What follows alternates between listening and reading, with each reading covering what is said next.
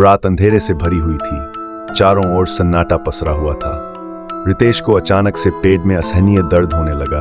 उसकी हालत इतनी खराब हो गई कि उसे पास के सरकारी अस्पताल ले जाना पड़ा। यह अस्पताल मशहूर था, लेकिन गलत कारणों से। कहा जाता था कि वहां रात के वक्त जाने वाले मरीज कभी वापस नहीं आते। लोग बताते थे कि अस्पताल में किसी आत्मा का साया है। रितेश की पत्नी सीमा चाहकर भी अस्पताल के अंधकार में अतीत को अनदेखा नहीं कर सकी, लेकिन उसकी मजबूरी थी। अस्पताल के अलावा कोई और विकल्प नहीं था। वे रात के 9 बजे वहां पहुंचे। अस्पताल बाहर से सुनसान था। सिर्फ एक नीली टिमटिमाती रोशनी दरवाजे के ऊपर जल रही थी। अंदर घुसते ही उन्हें अजीब सा एहसास हुआ।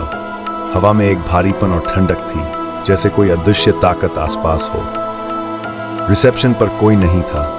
अस्पताल के गलियारों में उनके कदमों की आवाज गूंज रही थी। रितेश का दर्द अब और बढ़ चुका था। सीमा ने दरवाजे के पास बैठे एक बूढ़े चौकीदार से डॉक्टर के बारे में पूछा। चौकीदार ने धीरे से इशारा किया। डॉक्टर साहब अंदर हैं, कमरा नंबर 3 में। कमरा नंबर 3। उस कमरे के बारे में सीमा ने बहुत सुना था, लेकिन अब कोई और रास्ता नहीं था। वह रितेश को लेकर उस कमरे की ओर बढ़ी। हर कदम के साथ उसकी दिल की धड़कन तेज हो रही थी। जब वह कमरे के पास पहुंची तो दरवाजा खुद ब खुद धीमे से खुल गया। अंदर एक बूढ़ा डॉक्टर सफेद कोट पहने खड़ा था। उसकी आंखें बेहद ठंडी और भावहीन थीं। उसने बिना कुछ बोले रितेश को बिस्तर पर लिटा दिया और इलाज शुरू कर दिया। सीमा ने महसूस किया कि कमरे में अजीब सी ठंडक है और दीवारों पर अजीब धब्बे दिखाई दे रहे हैं, जैसे किसी का खून सूख गया हो। जैसे जैसे समय बीतता गया, रितेश की हालत और खराब होने लगी। डॉक्टर ने कहा, यहाँ रहो, मैं कुछ लेने जा रहा हूँ। वह कमरे से बाहर चला गया और तभी सीमा को अजीब आवाजें सुनाई देने लगी। पहले ये धीमी फुसफुसाहटें थीं, फिर चीखें बन गई। दीवारें मानो हिलने लगी। सीमा ने देखा कि बिस्तर पर लेटे रितेश का चेहरा सफेद पड़ गया था। उसकी सांसें तेज हो रही थीं। तभी सीमा की नजर कमरे के एक कोने में गई, जहां एक अजीब परछाई खड़ी थी। वह परछाई धीरे धीरे रितेश की ओर बढ़ने लगी। सीमा ने घबराकर चिल्लाया, कौन हो तुम?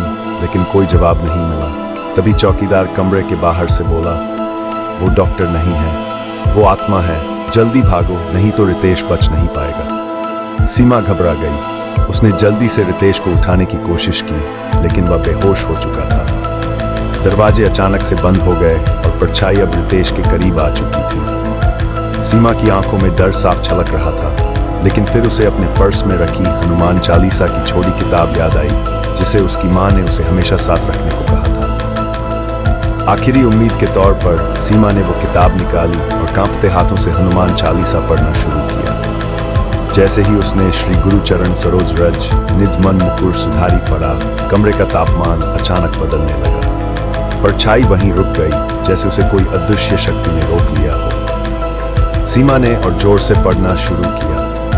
भूत पिशाच निकट नहीं आवे, महावीर जब नाम सुनावे। हनुमान चालीसा के हर शब्द के साथ उस भयानक परछाई की शक्ति कम होती जा रही थी। परछाई ने अब कराहना शुरू कर दिया था। उसकी आकृति धीरे धीरे धुंधली होने लगी। सीमा ने अपनी पूरी शक्ति और विश्वास के साथ हनुमान चालीसा पढ़ी। नाशे रोग हरे सब पीरा, जपत निरंतर हनुमत पीरा। अचानक कमरे में एक तेज हवा का झोंका आया और वो परछाई एक चीख के साथ गायब हो गई। दरवाजे अपने आप खुल गए और रितेश ने धीरे धीरे आंखें खोली। सीमा ने राहत की सांस ली और रितेश को अपने गले से लगा लिया। हनुमान चालीसा की शक्ति ने उन्हें उस भयानक साये से बचा लिया था। चौकीदार ने अंदर आकर कहा, तुम्हारी आस्था ने तुम्हें बचा लिया। वो आत्मा अब नुकसान नहीं पहुंचा पाएगी। रितेश अब ठीक महसूस कर रहा था। दोनों ने अस्पताल की ओर देखा, जहां की खिड़कियों में अब भी वही नीली टिमटिमाती रोशनी जल रही थी, लेकिन इस बार उस रोशनी में कोई डरावनी ताकत नहीं थी। सीमा ने मन ही मन हनुमान जी का धन्यवाद किया, जिनकी कृपा से वे दोनों उस भयानक साये से बच पाए। दोनों ने अस्पताल छोड़ दिया और वापस घर की ओर चल पड़े, जहां अब उन्हें किसी भी भय का सामना नहीं करना था।